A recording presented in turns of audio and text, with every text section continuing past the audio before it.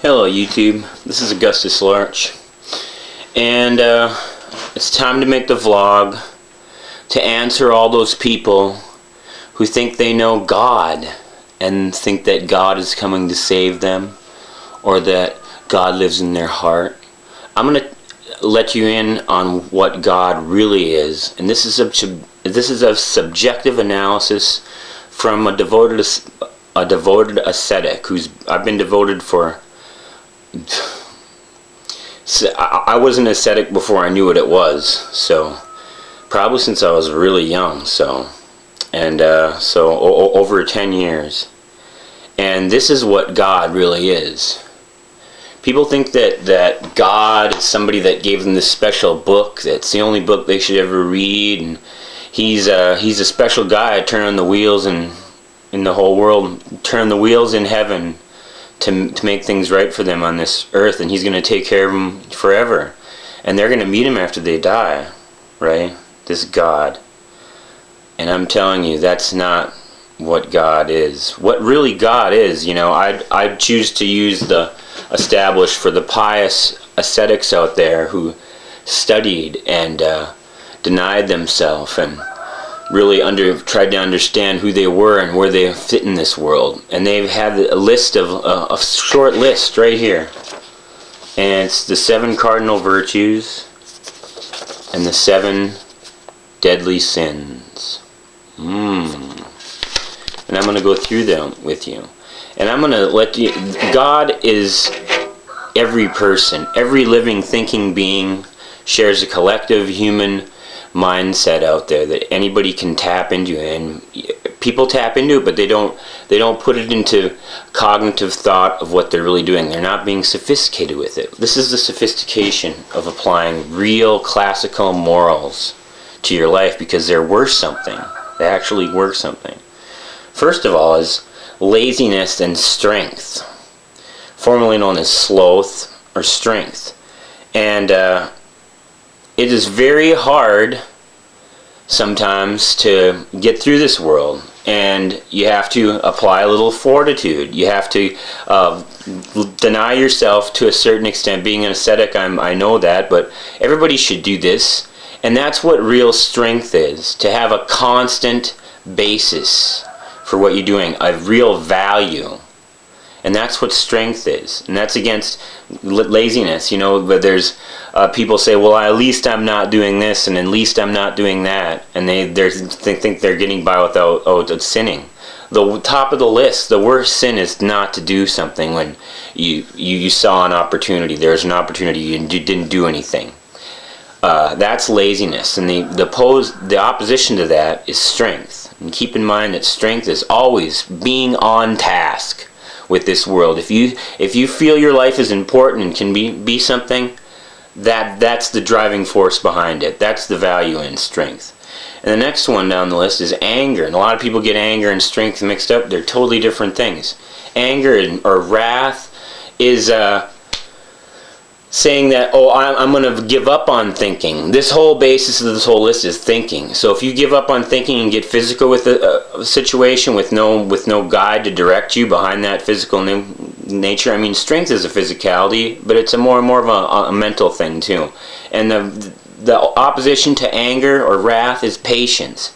Have a little patience. Give a little time for people. For yourself too, to tap that collective patience. Don't react. Reacting is bad. This world is all about reaction. Don't react. Patience. Anger is it'll cloud your mind. It's bad. And another thing in this world is envy. The whole commercial world out there, there's people that don't even value themselves unless, people have to envy me. They have to envy me. So I'm going to make sure that I have got all the flashiest clothes. I'm going to borrow so much money, because that's all it is. I don't really care. I got to keep up appearances, because this world is all about, people want to be me, right? Or else... and I want to be them. Envy. It's just a sickening, bad thing. And the counter to envy is love. You got to love people, really love people. And you got to have a love for yourself and not say like I'm more. Be substantive, real substance. I mean, if you had to drive a fancy vehicle, live in a fancy house, you wear fancy clothes, it's just superficial. Get to the real. Love yourself, love the world. Don't wall yourself off and say people have to envy me. That's horrible. And the next one is greed. Greed and envy go hand in hand. Oh, I've got to have it. Gotta have it. You know, and I'm gonna take it from anybody else. If I can't have, if I don't have it right now, I'm gonna take it from somebody else. And this world runs on envy and greed. They go hand in hand, and it's taking over. It is very much taking over, and pretty soon, it's not a good thing to have your mind taken over by things that really aren't going to matter. Go for the substantive thing. And the opposition to greed is mercy. Have a little forbearance. Have like, you know what? My standards are different than what's on television every day. I don't have to apply myself to those standards that really have no substance behind them. And the next one on the list is indulgence. People, oh, I want to indulge. It's got to be for me, indulgence. I can't get through the day unless I can get back into the front of that television. Oh, my family isn't going to love me unless I give them ice cream. That's indulgence. And it isn't a weekend unless I have a couple of drinks of alcohol. I got to have some drinks. You got to get buzzed up. Indulgence. Try some temperance sometimes. Give it a try. I've been on temperance for a long time. I had about 6 years of temperance. I'm still on chastity, which is the next one down the list. Lust. You're more than an animal. A human being, if you look in the mirror and compare yourself to all the other animals on this planet, and doesn't mean you have to let yourself slip into the prevailing way that because we're an animal too, but we're a special animal, is what I'm going to say right now. And you don't have to be running around your whole existence on life trying to get your genitals wet and procreate. Like, that's the whole value of your life, is to just procreate. I think you can live a lot longer, easier life if you stave off procreation and your lustful ambitions. I mean, the pull of this planet we're all on, you know, with all the other beings, and it's a very romantic place, but I mean, resist that pull. Your genitals don't need to get wet today.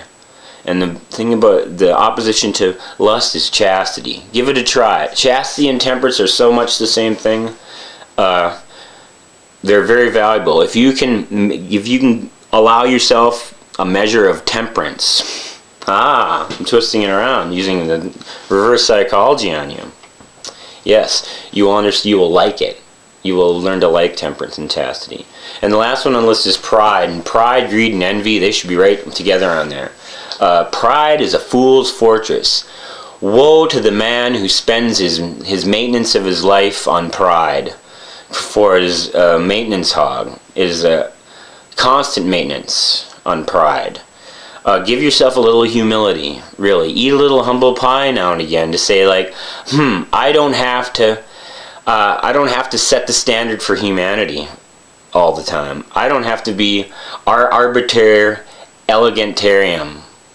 You know, I can let that lax for a while and take a third person subjective view of myself and everybody around me once in a while. Humility. And saying, look at me, one person. One human being, just such a flawed animal on this planet, a flawed, special animal. Special in the way that it can be construed as, you know, like we are. Out in the wild, most people, we aren't put together very well. We wouldn't last very long. So this is AugustusLarch. I'm telling you about real morals and what God really is. God, you're a component of providence. You have to be with that, considered at least, that God is part of us all. This is AugustusLarch.